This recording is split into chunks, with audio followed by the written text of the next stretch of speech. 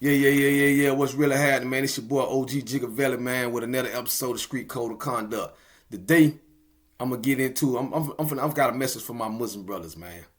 You know what I'm saying? But also, regular people, regular street guys, y'all could benefit from this too, man. In Islam, we got a thing called "want for your brother what you want for yourself." You truly not a believer until you want for your brother what you want for yourself. Right? And the reason I'm bringing this topic up, right, is because I really want to address the fact that I remember being in prison and embracing Islam. I've been a Muslim since 2000, man, over 24 years now. I done met a lot of good brothers in the deen. And I know some brothers, after this interview, they may seem like, oh, another thing we got in Islam is called backbiting. You don't want to eat the flesh of your dead brother. So I'm not gonna backbite. I'm not gonna drop no names. I'm just gonna put this out generally speaking. This some information that we all Muslims, especially my Muslim that's incarcerated, need to tap into, man. If you're an incarcerated Muslim, you know what I'm saying, you definitely want to tap into this episode right here, right? Because this is gonna help you get through your incarceration with the right frame of mind, man. Cause, hey man, a lot of my brothers, a lot of us, we ain't on our deen. We're not on our deen because we're not wanting for our brother what we want for ourselves. We're not unified. I've been out now going on 3 years. I spent the last 16 years in the feds, right? So before I go on, I'm going to plug my books in because I always do that. It's all about building this platform. My first book, you can find me right here on Amazon. Keep the 100. It's in you can hit my link tree in my bio and you can see how to order it, man, on Amazon. It's called Pressure. My second book is called Federal Pressure. I speak about my time with my Muslim brothers in there, and I share a lot of federal stories in this book. You know what I mean? If you're going through a federal situation, it's a lot of information that you could get out of this book through my experience, right? Let's get right back on to it. This episode is very, very, very personal with me, and I gotta be careful the way I address it because I feel Allah, as all good Muslims should do. I feel Allah, and I'm not a perfect Muslim. I have my fault, but the one thing we also supposed to do is cover our brother's fault, right? So if you don't agree with me, man, hey man, you can reach out. You can give me your insight on what I'm saying. But what I'm seeing is, when we inside, the brotherhood inside, if you ever been a Muslim inside prison and feel the love and the connection that we have for each other in prison. You know what I mean? That brotherhood right there, man, it made me feel in love with my deen, man. I done met so many good brothers, man. I mean, brothers willing to sacrifice their life. Willing to sacrifice their life, their freedom, for a brother they just met. Not a homeboy, not a family member, but just a brother in the religion. You know what I'm saying? And when me being from Florida, where we ain't really, really from Miami, where we wasn't gang orientated, where we really wasn't following no shot callers. When I went to the Fed to be part of the Muslim car, I had to make some adjustments. I had to make some. I was always been one that rock. You know what I'm saying? Move the way I want to move solo. You know what I mean? I don't like to be in crowds. I always been a one man show. If I can say it like that. So to be connected with a car and have that responsibility, excuse me, have that responsibility of questioning yourself before you do something because how it may affect the next brother. That was an adjustment. And it took a minute for me to get there, man. Brothers had to really pull me up, man, and holler at me, man. And make me, but by me really loving my religion, me really embracing it for the right reasons, I humbled myself. I submitted. And that's what Islam is about, submitting. Regardless to what my opinion is, regardless to what if you bring me that proof, and it's on the sunnah of the prophet, I'm gonna adhere. I'm gonna submit to Allah and His messenger. So not to get all the way into that part, what I'm trying to get to is that brotherhood, man, in Islam, in prison, there's nothing like unto it, man. Ain't nothing like it, man.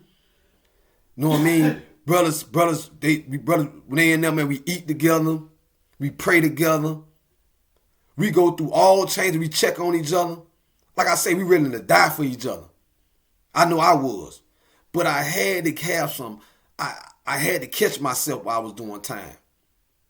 Because what I was seeing, a lot of people were embracing the deen on the inside for a lot of different reasons. And I have to be 100, brothers. Y'all may not agree with what I'm saying, but there's a lot. I got some stories that I can show you where brothers was, and I won't consider them brothers, people, guys, was embracing the deen of Islam because they know that we wasn't supposed to really be checking paperwork. So there was a lot of cats that was hot, that was rat, that was in our ranks, and we knew about them. I was one of me and a lot of brothers from DC, a lot of different brothers, man, from Philly, a lot of brothers that stood on the code, the street code. It was hot. It was a conflict. We used to have holocaust, and it used to be real and death holocaust, because we know that a brother that was, was a rat. We had to figure out a creative way to protect the Muslim and also honor our religion without getting caught up in prison politics. You know what I'm saying? So what we had, I know in the communities that I was involved in, what we would have to do, turn that over to the Sharif board. Them brothers that had them situations where they done told and had, and that was on it, that was a label that they was moving them out through the BOP with. They had to let the Sharif board know. And we got an agreement amongst ourselves that if that person they told on come on that compound and had an issue with them, they had to go. Because the concern of the community was more bigger than just that one person. And a lot of us brothers that was real hardcore on not dealing with rats, we kind of, me, myself, I accepted that situation. You know what I'm saying? I accepted that call and that ruling to not cause conflict and division amongst the community. Right? So that was one way that Muslims, because a lot of people like to give us a bad bag about we harboring rats. Nah, by us submitting to our religion, we had to deal with those situations very, because, what matters to a real Muslim is what Allah think about him, not what the world gonna think about him or what the rest of the prison gonna think about him. So if a brother took his shahada, we had to accept him for what he's saying. But me, myself, I had to be very careful with that. Because I know guys was joining our ranks for protection. I'm gonna give y'all a story, right? I remember these Serenos, right? These Spanish guys didn't want to continue to be in the gang no more, right? So they came and took shahada. They came to the community, Jumu'ah after Jumu'ah, these brothers took shahada, right? And when they took shahada, something in my mind, something just, cause you can say what you want out your mouth. I'm gonna watch your actions. You take your shahada, is you trying to learn your prayer? Is you moving amongst the Muslims, or you trying to just use us to sit at our table to get away from your responsibility to another obligation that you done signed on to? Right? In this situation, my sense was paid a good judgment, right? Because it caused the conflict with the Serenos. They was like blood in, blood out. They wasn't finna let them guys go. And they was ready to, go in. They were ready to have an issue with us about that. But if y'all know anything about the Feds, Muslims, we keep a big car. So when it was time to go on the yard and politic this situation out, I declined. For one, I wasn't on the yard when it went down, right? I was in the unit. Brother came to me, say, man, the Imam want everybody on the yard, man. We got to deal with this situation with these new shahadas. Man, I stayed in my cell. I just sit right there, man, and continue to do what I said, yeah, I hear you. And I didn't go. And I didn't care what nobody in the community thought about that. Because I knew them cats in my heart.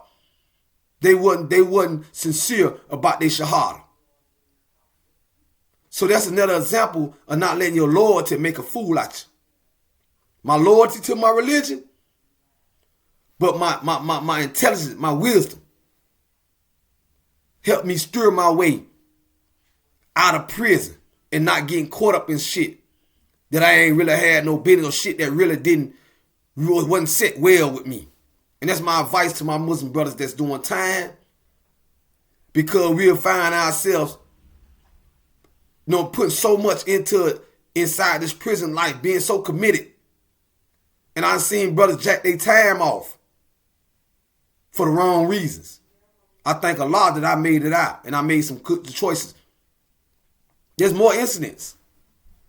And now that I'm in the real world, now that I'm out and I'm free, I'm very, very glad that I didn't jump to everybody beat in there, including my Muslim brothers. Because sometimes our love could crowd our reasoning. I mean, our love for the religion, our love for our deen, our love for our brothers. And I'm not faulting them brothers that got that type of commitment, that type of love.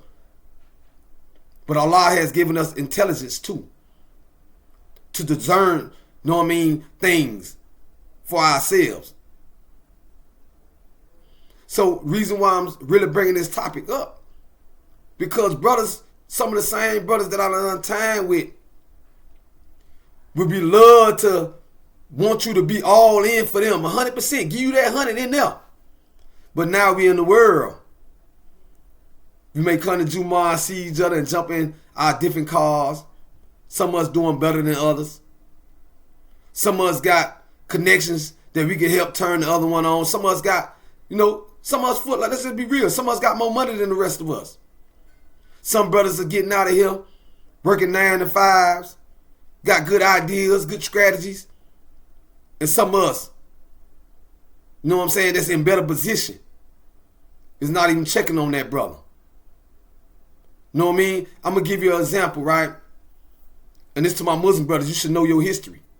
When the Prophet ﷺ and the companions was migrating from Mecca to Medina, them brothers we call the Ansars, the brothers that inhabited Medina. Them brothers gave up wives, property, assets to brothers that didn't have anything. Them the examples of brotherly love that we need to have out here in the world. Our brothers are coming home, don't want to go back to the street life. A lot of us up, we ready to go start businesses with non-believers, in the Islamic term, kafirs. Yeah, let's get to the meat of it. I experienced this personally. Personally, I've been trying to start, and I thank Allah for me. I'm a hustler. I'm not gonna give up. I'm gonna get me some money, and I'm gonna make a way, cause Allah is always gonna provide, and I'm not never gonna look at nobody else's pocket and envy that. This ain't what that is. But this just being real, we're letting you know, I see you. I see you. And a lot of y'all brothers that's in position, you only dealing with the other brothers that's in position. You're not really helping your brothers that need that helping hand. You're not taking examples of the Ansars. Brother may need a car. You know you got 3-4 cars. Know you got one out there you can stand.